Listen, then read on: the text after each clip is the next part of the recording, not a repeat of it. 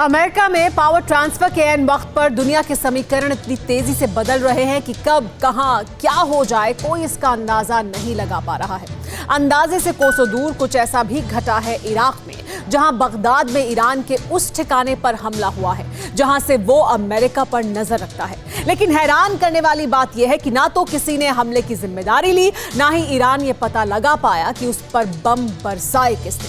हालांकि शक अमेरिका और इजराइल पर है, जो सच भी हो सकता है, लेकिन इसे छिपाने क्यों गया, इस सवाल का जवाब इस रिपोर्ट में देखिए। सुपर पावर का फेस बदला, दुश्मनों पर खतरा नहीं टला। अमेरिका इजराइल वेंचर रूहानी पर मंडराया डर।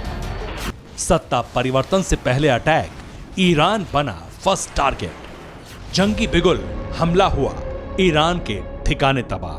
बाइडेन के सत्तासीन होने से ऐन पहले अमेरिका ने बता दिया कि बदलाव सिर्फ अमेरिका के राष्ट्रपति के चेहरे का है, नीतियों का नहीं। जो अमेरिका के दुश्मन थे वो दुश्मन रहेंगे और जो दोस्त हैं उनसे दोस्ती बरकरार रहेगी। ईरान के राष्ट्रपति हसन रूहानी ने जो प्लान इजराइल पर हमले को लेकर बनाया था, ठीक वैसा ही प्लान ईरान के खिलाफ एग्जीक्यूट हुआ है।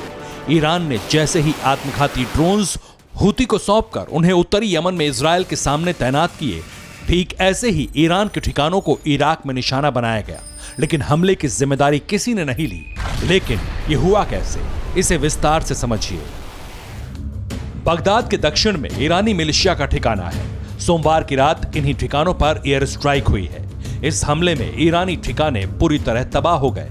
हमले का शक अमेरिका और इजराइल पर जताया गया, लेकिन यूएस सेंट्रल कमांड ने एक वाक्य में हमले की जिम्मेदारी लेने से इनकार कर दिया। सेंट्रल कमांड ने कहा कि इराक में किसी भी तरह के हमले की जानकारी अमेरिका को है ही नहीं, और परेशानी यह है कि ईरान पुख्ता तौर पर यह कहने लायक भी नहीं है कि हमला अमेरिका ने किया या इजराइल ने। यानी काम पूरा हो गया, लेकिन हमलावर का नाम कोई नहीं जानता। सिर्फ शक के आधार पर आशंका जताई जा रही है।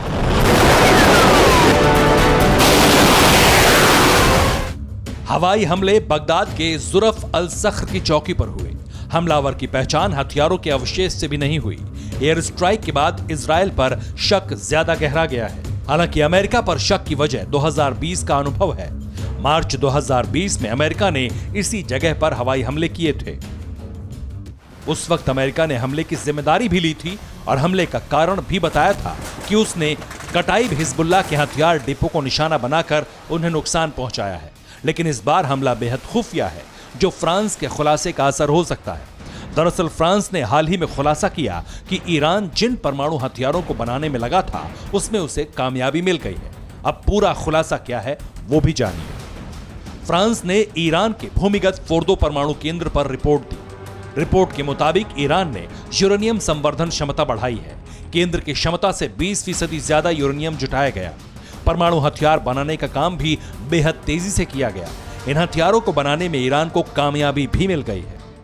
हालांकि ये सब 2015 के समझौते का उल्लंघन है, लेकिन अमेरिका जानता है कि ईरान परमाणु हथियार क्यों चाहता है।